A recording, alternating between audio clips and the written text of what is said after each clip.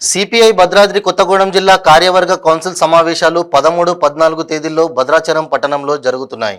కార్యవర్గ సమావేశాల సందర్భంగా మీడియా సమావేశాన్ని ఏర్పాటు చేశారు. ఈ సమావేశంలో సిపిఐ రాష్ట్ర కార్యదర్శి కూనంనేని సాంబశివరావు మాట్లాడుతూ భద్రాచలంకు ఆనుకొని ఆంధ్రప్రదేశ్లో ఉన్న 5 గ్రామ పంచాయతీలు తెలంగాణలో కలపాలని అన్నారు. పోలవరం జాతీయ ప్రాజెక్టుగా మారితే 7 మండలాలు తెలంగాణలో ఉన్నప్పటికీ అవసరమైన భూములు ఇవ్వడానికి 7 మండలాల ప్రజలు సంసిద్ధంగా ఉంటారని, కావున 7 మండలాలు తెలంగాణలో కలపాలని అన్నారు. పార్లమెంట్లో హిందీ భాష పేరుతో కాంగ్రెస్ ఎంపీ రేవంత్ రెడ్డిని అవమానపరిచిన నిర్మలా సీతారామన్ క్షమాపణ చెప్పాలని అన్నారు. రాజ్యాంగంలోని 8వ షెడ్యూల్ ప్రకారం పార్లమెంట్లో 22 భాషల్లో మాట్లాడవచ్చని, హిందీని దేశ ప్రజలపై బలవంతంగా రుద్దుతూ హిందీ మాట్లాడే దక్షిణాది రాష్ట్రాల వారిని అవమానపరచడం కేంద్ర ద్వంద్వ విధానాలకు నిదర్శనమని అన్నారు.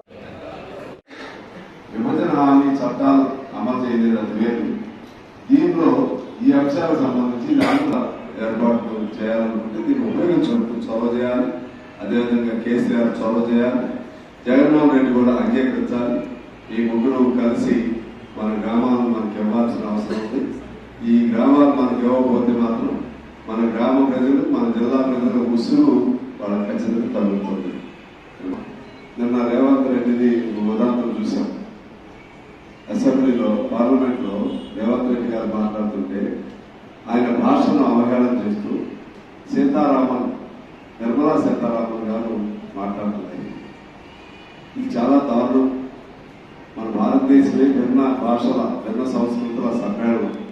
ఇవన్నీ కలిసి ఒక మాలలా, అన్ని పువ్వులతో కూడిన ఒక మాల ఉంటే ఆ మాలకు ఎలా అర్థం ఉంటుందో, మన భారతదేశ సంస్కృతికి, మన భారతదేశ భావాలకు, భాషలకు నెలవు ఇంకా కొద్దిగా టెక్నికల్గా, గ్రామర్గా తప్పుగా ఉన్నా సరే ఎంకరేజ్ చేయండి. మాట్లాడడం మీరు హిందీ కావాలంటే మీ కోరిక, హిందీ మాట్లాడే వాళ్ళని అవ్వాలంటే హిందీ కావాలంటే హిందీ భాషలో, హిందీ మాతృభాష కలిగిన వాళ్ళే కావాలి. మీకు వేరే వాళ్ళు వద్ద ఇటువంటి భాషా దురహంకారం వల్ల ఇప్పటికే అంతకుముందు తమిళనాడులో అనేక ప్రాంతాల ఉద్యమాలు వచ్చాయి. మన ఎన్టీ రామారావు గారు కూడా దీంతోనే మనం తెలుగు వాళ్ళకి తెలుగు భాష నిర్లక్ష్యం చేసే క్రమంలోనే ఆనాడు రామారావు గారు ఆయన పోరాటం చేశారు. అంతకుముందు పొట్టి శ్రీరాములు గారు కూడా భాషా ప్రయుక్తంగానే మన భాషా ప్రయుక్త రాష్ట్రాల కోసం ఆయన అసూలు రాశారు. అప్పుడు కూడా బాగా ఈ మధ్య ఒక కమిషన్ చేశారు. అంటే ఈ పద్ధతిలో ఒక దురహంకారంగా జాతి పేరు అందరం ఒకే జాతి, ఒకే భాష, ఒకే ప్రాంతం, ఒకే ఎన్నికలు, ఒకే కరెన్సీ, అదేవిధంగా అన్నీ ఒకే ఒకే ఒకే అనే పేరుతో ఆ విధంగా భారతదేశంలో ఉన్నటువంటి భిన్న సంస్కృతుల్ని, భిన్న భావాలని, భిన్న భాషల్ని, భిన్న అలవాట్లు కలిగినటువంటి, భిన్న భోజన ఆహారం అలవాట్లు కలిగిన ప్రజల్ని బలవంతం చేస్తూ నిర్బంధించే క్రమం నడుస్తూ ఉంది. దాన్ని మేము ఖండిస్తాం.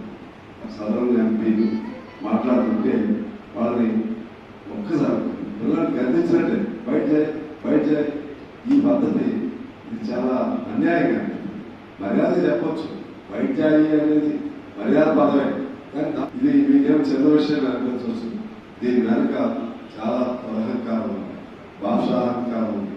మేము ఉత్తరాది ఉండేవాళ్ళు చాలా